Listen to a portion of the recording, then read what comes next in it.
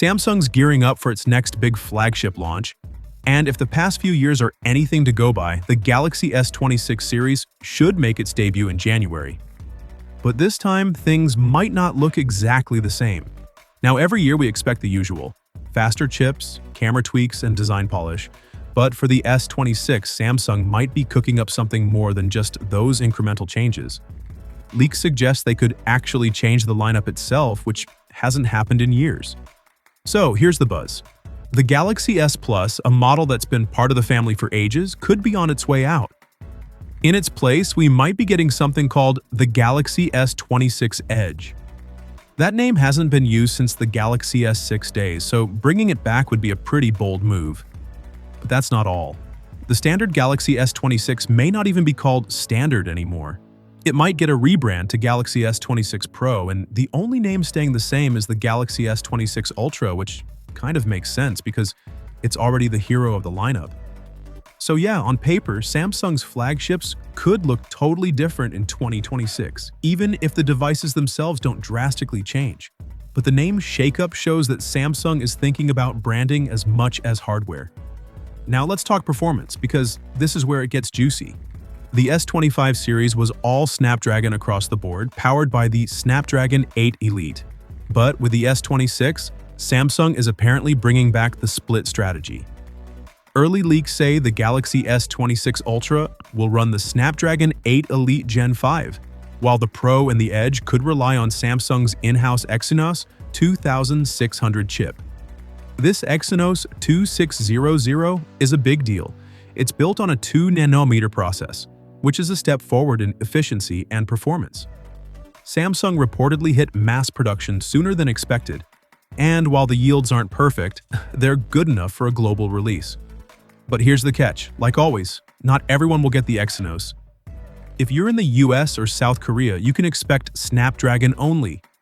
For everyone else, it's a mix of Exynos and Snapdragon, which always stirs up debate in the community. Okay, charging. Let's be honest. Samsung's been behind here. The Galaxy S25 Ultra maxed out at 45 watts, which is laughable compared to what companies like Xiaomi and OnePlus are doing with 100-watt and even 120-watt chargers. But the S26 Ultra might finally bump up to 60 watts. Still not groundbreaking, but at least it's moving in the right direction. Wireless charging is also getting an upgrade, with rumors pointing to Qi 2 support. The Edge model might even include built-in magnets for that MagSafe-style snap-on charging, which would put it directly up against Apple's iPhone Air and Google's Pixel 10. Now, about the Ultra, everyone's been wondering if Samsung would have to ditch the S Pen to make room for Qi 2 magnets. Thankfully, leaks are saying the S Pen is safe. Not only that, but it's getting a slight redesign. It's said to look a little rounder this time, which fits with the softer, more curved corners Samsung introduced on the S25 Ultra. So, if you're a fan of the S Pen, don't worry, it's sticking around. Cameras are another hot topic. The Galaxy S26 Pro could get a refreshed sensor for sharper images, while the Edge might step up its game with a 50-megapixel ultra-wide lens to complement its 200-megapixel main shooter. The Ultra is rumored to switch to a brand new 200-megapixel Sony sensor, slightly larger than the one in the S25 Ultra. It might sound like a small difference, but in smartphone camera land, that extra size can mean noticeably better low-light shots and overall image quality. Plus, some leakers are claiming the variable aperture could return on the Ultra, which would give photographers a lot more flexibility. Design-wise, Samsung's not flipping the table, but there are still some subtle changes. The Pro model might get a slimmer camera module with a redesigned lens assembly. The Edge could feature a wide camera island that stretches across the back, kind of like the latest iPhones and Pixels. And the Ultra? It's rumored to slim down by about 0.4 millimeters compared to the S25 Ultra. Not exactly groundbreaking, but thinner is thinner. And then there's the display. The S26 Ultra might debut Samsung's new M14 OLED panel. This panel is supposed to be brighter, longer lasting, and more power efficient than before. That doesn't just mean prettier visuals, it could actually translate into better battery life.